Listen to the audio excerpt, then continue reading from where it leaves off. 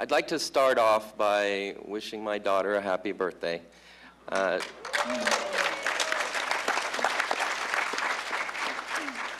She turned 5 today, so she was born just on the eve of the occupation of Iraq.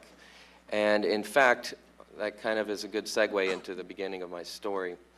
My wife was 9 months pregnant as the war was getting started, and in fact, we had to induce labor in order for me to be there for the birth of my daughter, Ivy. I actually felt very fortunate to have been able to take part in that experience. It's really one of the highlights of my life to be able to look back on that and to have not missed out. It's really a wonderful thing. Unfortunately, I went from that beautiful, loving experience into the jaws of the heat and the stressors of the occupation in Iraq. I landed just a couple of days later in Kuwait, and it was the very beginning of the war, so Baghdad had not fallen. They still had Scud missiles. They were still using them quite regularly, I might add. And at that point, we didn't know if they had chemical warheads. We didn't know if mustard gas was attached or some other weapons of mass destruction. Obviously, later on, it became apparent that they didn't. But we were still, every time the air raid sirens went off, notifying us that there was a Scud missile coming in, we were still donning our gas masks and putting on our chemical suits and making our way to these bunkers as quickly as possible. And despite the fact that this was, for many of for many soldiers, for many of the people who were there, probably one of the most terrifying experiences of their lives. While we were doing that, while my camp was under attack, people were hiding in these bunkers. There was a female soldier who was in the showers and didn't hear the sirens and was attacked by a male soldier and raped while everybody else was running for their lives. So you can imagine that this situation, all these stressors, definitely bring out the worst in people. And this was just the beginning, the very eve of what was to come.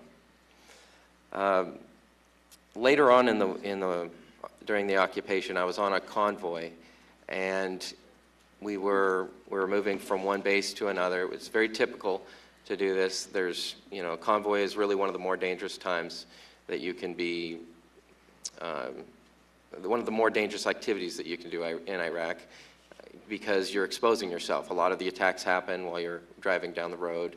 And on this particular day, I was the commander's driver, and I was seated in the 9 o'clock position. And I heard over the radio a report of shots being fired. We had incoming sniper fire at 9 o'clock, right where I was seated. So I took a deep breath and kind of prepared for the worst, and then just seconds later, I heard shots from my left side. So I immediately locked and loaded my M16 and swung it into position, all while I was driving, of course, and looked for a target. You know, they teach you in basic training that if you don't have a target, you're not supposed to shoot. But there is this mindset that you should lay down suppressive fire if you get shot at to get anybody out there so they'll put their heads down and stop firing at you. But what I faced was an urban environment. There's buildings, there's trees, there's civilians walking around, women, children, what have you. So I'm faced with the decision of, and my commander's sitting right next to me, so I have to decide, am I going to lay down suppressive fire at this point in hopes of getting the sniper to put his head down, or, and chance shooting somebody unintentionally who is not shooting at me? And I did the mental calculation in my head and said, there's a better chance I'm going to hit somebody who's not trying to harm me than I'm going to hit somebody who is. And so I didn't pull the trigger. And I was very fortunate in that nobody was hurt, and I wasn't hurt. But I was also fortunate in that coming home from Iraq, I was able to look back and know that I hadn't pulled the trigger. So I never had to wonder, like some of my brothers in arms and sisters in arms, about whether or not I had killed anybody, which is a heavy burden to bear, and one that shouldn't be taken lightly. In fact, on another convoy, I had a lieutenant who was unusually trigger happy. He would go through a box of ammunition about once a week, which is easily several hundred rounds of ammunition. And I usually carried an M16, being an enlisted soldier, but he had a 9mm, and he handed it to me. I was in the back of a Humvee, and he was in the front, and said, "I want you to shoot at that guy behind us." And I said, "What for?" And he said, "Well, he's tailgating." And I thought to myself, well, that's an awfully odd thing to do. I didn't feel like we were in any threat. He was tailgating in the same manner that almost every third world driver I've ever ridden with tailgates, you know, just kind of aggressive, typical bad driving.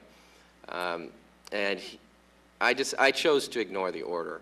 And I could have lost pay, I could have lost rank, I could have gotten in an awful lot of trouble, but I felt that my command would back me up if it came to that, and I felt that he was making a bad call. And I must have been right, because he didn't make an issue of it. Lastly, I would like to say to the American people, I'd like to plead with you to please take a step forward, take action, join us in our fight, wake yourselves up from the apathy. We need help. The only way we're going to end this war is just a tidal wave of public opinion, the people coming out and speaking out and saying to the government, this occupation must end now. Thank you.